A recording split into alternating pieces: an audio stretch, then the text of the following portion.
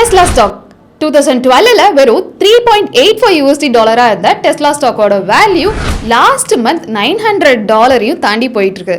இப்போ ரீசெண்டாக கூட டெஸ்லா ஸ்டாக் வந்து ஸ்பிளிட் ஆகிருக்கு அண்ட் லாஸ்ட் 1 இயரா அதோட வேல்யூ 25.53% வந்து அதோட வேல்யூ இன்க்ரீஸ் ஆகிருக்கு. இப்போ ரீசெண்டாக அதோட ஸ்டாக் வேல்யூ ஸ்பிளிட் ஆனதுனால இப்போ இந்த டெஸ்லா ஸ்டாக்கோட வேல்யூ வந்து $280 தாண்டி போயிட்டு இருக்கு. இன்னமுமே இந்த டெஸ்லா ஸ்டாக்கோட வேல்யூ இன்க்ரீஸ் தான் ஆகும் அப்படின்னு எதிர்பார்க்கப்படுது.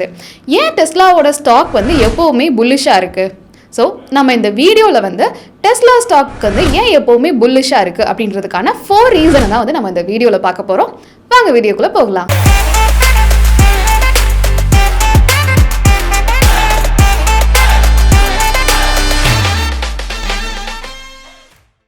டெஸ்லாவோட கிரேட் ப்ராக்ரஸ் என்னலாம் அப்படின்னா, எலக்ட்ரிக் வெஹிக்கிள்கான டேக்ஸ் கிரெடிட்டை அக்காம்ப்ளிஷ் பண்ணியிருக்காங்க. நெக்ஸ்ட் எலான் மஸ்கோட ஆப்டிமஸ் ரோபோட் பற்றின கமெண்ட். நெக்ஸ்ட் வந்து Q3 அண்ட் Q4ஓட வால்யூமை இன்க்ரீஸ் பண்ணியிருக்காங்க. அண்ட் தென் டெஸ்லாவோட ஸ்டாக் ஸ்பிளிட். ஃபர்ஸ்ட் நம்ம பார்க்க போகிறது வந்து EV டேக்ஸ் கிரெடிட், அதாவது எலக்ட்ரானிக் வெஹிக்கிள்ஸ்க்கான டேக்ஸ் கிரெடிட். நம்ம இந்தியாவில் கூட எலக்ட்ரிக் வெஹிக்கிள்ஸ்க்காக நிறைய சப்சிடிஸ் வந்து ப்ரொவைட் பண்ணியிருக்காங்க. அண்ட் நம்ம கவர்மெண்ட்டுமே வந்து 10,000 crores வந்து இந்த எலக்ட்ரானிக் வெஹிக்கிள்ஸ்க்காக ஃபண்ட் அலோகேட் பண்ணியிருக்காங்க. இதே மாதிரி தான் யூஎஸ்லையும் யூஎஸ் பிரசிடென்ட் பைடனுமே வந்து டேக்ஸ் கிரெடிட் வந்து அனௌன்ஸ் பண்ணியிருக்காங்க. ஸோ எலக்ட்ரானிக் வெஹிக்கிள்ஸ்க்காக அவங்க வந்து $7,500 வந்து டேக்ஸ் கிரெடிட் பண்ண போகிறதா வந்து அனௌன்ஸ் பண்ணியிருக்காங்க. பட் இந்த $7,500 வந்து ஒவ்வொரு இண்டிவிஜுவலோட இன்கம்மை பொறுத்தும், தென் அந்த வெஹிக்கிளோட ப்ரைஸை பொறுத்தும், தென் அந்த வெஹிக்கிளோட பேட்டரி கெப்பாசிட்டி அண்ட் மினரல் சோர்சிங்கை பொறுத்து வந்து இது வேரி ஆகும் அப்படின்னு சொல்லியிருக்காங்க. இந்த டேக்ஸ் கிரெடிட்னால யூஎஸ்ல எலக்ட்ரானிக் வெஹிக்கிள்ஸ்க்கான டிமாண்டை இன்னும் ஆக்சலரேட் பண்ற மாதிரி இருக்கு. குளோபல் லெவல்ல பார்த்தாலே EVயோட டிமாண்ட் வந்து அதிகமாயிட்டே தான் போகுது. சைனா, யூரோப், யூஎஸ் இந்த மாதிரியான கண்ட்ரீஸில் எலக்ட்ரானிக் வெஹிக்கிள்ஸ்க்கான சேல்ஸ் இயர் ஆன் இயர் வந்து கூட்டிகிட்டே தான் போகுது. யூஎஸில் டெஸ்லா தான் பெஸ்ட் செல்லிங் எலக்ட்ரிக் கார்ஸாக இருக்குது. இதில் இருந்து என்ன தெரியுது அப்படின்னா, ஐசிஇ வெஹிக்கிள்ஸ், அதாவது ஃபியூவல் ரன் ஆகிற வெஹிக்கிள்ஸ்க்கான முடிவு நெருங்கிக்கிட்டே வருது. இன்னும் ஃபியூச்சரில் கூட எலக்ட்ரானிக் வெஹிக்கிள்ஸ்க்கான சேல்ஸ் இன்க்ரீஸ் ஆகிட்டே தான் போகும்னு சொல்கிறாங்க. இப்போது நீங்கள் இந்த ஃபியூச்சர் இல்லாத ஸ்கோப் இல்லாத ஐசிஇ வெஹிக்கிள்ஸில் இன்வெஸ்ட் பண்ணுறதை விட எலக்ட்ரிக் வெஹிக்கிள்ஸில் இன்வெஸ்ட் பண்ணிங்க அப்படின்னா இன்னும் அது பெட்டரா இருக்கும். இப்போ மார்க்கெட்ல டெஸ்லா ஸ்டாக்கான டிமாண்ட் வந்து இன்னுமே ஸ்ட்ராங்கா போயிட்டு இருக்கு. பிகாஸ் யூஎஸ்ல டெஸ்லா ஸ்டாக், அதாவது எலக்ட்ரிக் வெஹிக்கிள்ஸ்ல டெஸ்லா தான் வந்து ரொம்பவே லீடிங்கான ஒரு கம்பெனியா இருக்காங்க. ஏன்னா டெஸ்லா ஸ்டாக் தான் வந்து டெஸ்லாவோட காஷ் தான் வந்து அவங்களோட லார்ஜ் ஸ்கேல் ப்ரொடக்ஷனாக இருக்கட்டும், தென் அவங்களோட மெட்டீரியல் கான்ட்ராக்டாக இருக்கட்டும், எல்லாத்துலேயுமே அவங்க வந்து ரொம்ப எக்ஸ்பீரியன்ஸ்டாக இருக்காங்க. இதனால அவங்களோட மாடல் 3 அண்ட் மாடல் Yயோட சேல்ஸ் வந்து இன்னுமே பூஸ்டப் ஆகும். ஸோ அதனால யூஎஸோட மார்க்கெட்டில் டெஸ்லாவோட டிமாண்ட் அண்ட் தென் டெஸ்லாவோட இன்ட்ரெஸ்ட் வந்து அதிகமாக தான் போயிட்டு இருக்கு. நெக்ஸ்ட் நம்ம பார்க்க போகிறது வந்து டெஸ்லாவோட பாட் விஷன். ஆல்ரெடி நம்ம ஹியூமன்ஸ் பண்ணுற ஒர்க் எல்லாத்தையுமே ஆட்டோமேட்டிக்காக வந்துட்டு, அதாவது மெஷின்ஸ் வந்து பண்ண ஆரம்பிச்சுட்டு, இதனால நம்ம வேர்ல்ட்ல அன்எம்ப்ளாய்மெண்ட் லெவல் தான் கூடிக்கிட்டே போயிட்டு இருக்குது. முன்னெல்லாம் வந்து நம்ம ஹியூமன்ஸோட தான் காம்பீட் பண்ண வேண்டியதாக இருந்துச்சு. இப்போ நம்ம மிஷின் கூடயுமே வந்து காம்பீட் பண்ண வேண்டிய நிலைமையில இருக்கும். டெஸ்லாவும் அவங்களோட ரிப்பீட்டேட்டிவான, போரிங்கான, தென் டேஞ்சரஸான டாஸ்க் எல்லாத்தையுமே பாட்ஸை வச்சு பண்ணிட்டு இருக்கதா சொல்றாங்க.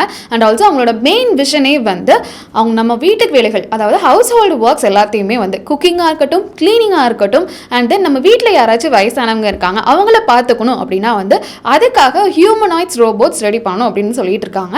தென் இதுக்காக வந்து அந்த ரோபோட் செய்கிறதுக்காக வந்து இப்படி ஒரு எபிலிட்டி உள்ள ஒரு ரோபோட்டை செய்கிறதுக்காக வந்து ஒரு மாஸ் ப்ரொடக்ஷன் வேணும் அப்படின்னு எலான் மஸ்க் சொல்லியிருக்காரு. அண்ட் ஆல்சோ ப்ரோட்டோடைப் ஹியூமனாய்ட் ரோபோட்ஸை இந்த இயர் லான்ச் பண்ண போகிறதா சொல்லியிருக்காங்க. ப்ரோட்டோடைப் அப்படின்றது ஒரு ரோபோட் ஆர் மிஷினோட ஃபர்ஸ்ட் வெர்ஷனை தான் இப்போ லான்ச் பண்ண போகிறாங்க. இந்த மாதிரியான ரோபோட்ஸ் எல்லாம் லார்ஜ் ஸ்கேல் ப்ரொடக்ஷனுக்காக யூஸ் பண்ண போகிறதா சொல்லியிருக்காங்க.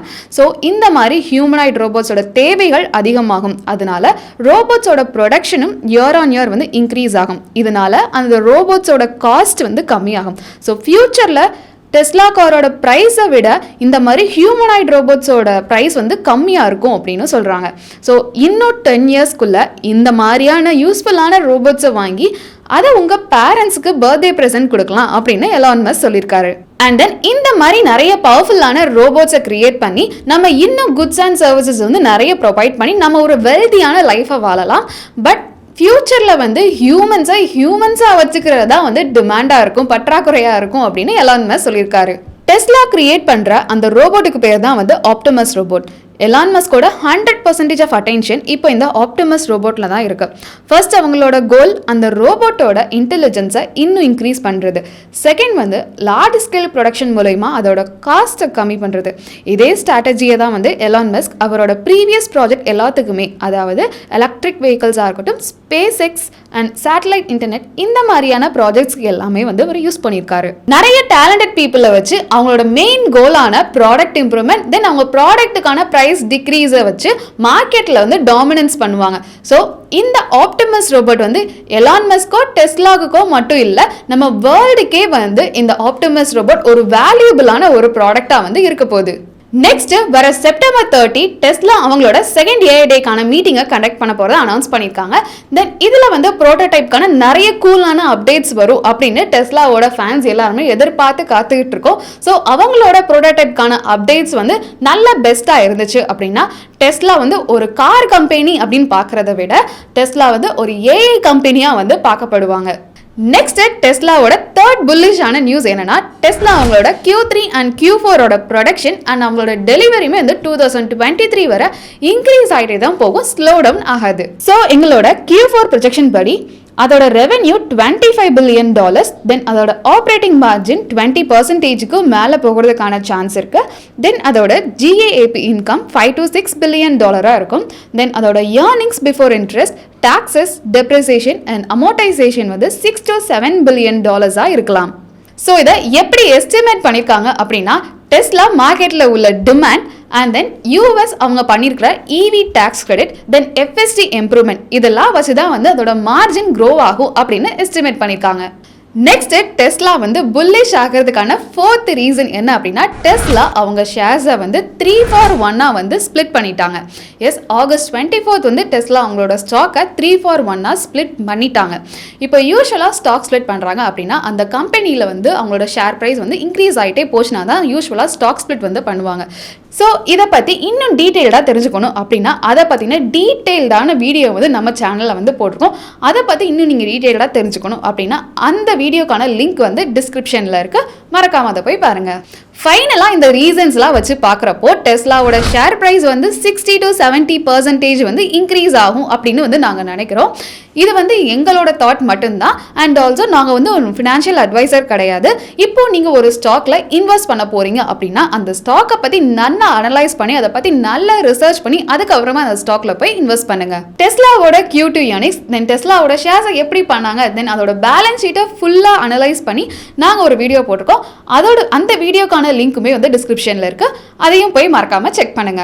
ஸோ இந்த வீடியோ வந்து உங்களுக்கு பிடிச்சிருந்துச்சு அப்படின்னா வந்து லைக் பண்ணுங்க. அண்ட் இந்த வீடியோ வந்து மறக்காம உங்க ஃப்ரெண்ட்ஸ் எல்லாத்துக்குமே வந்து ஷேர் பண்ணுங்க.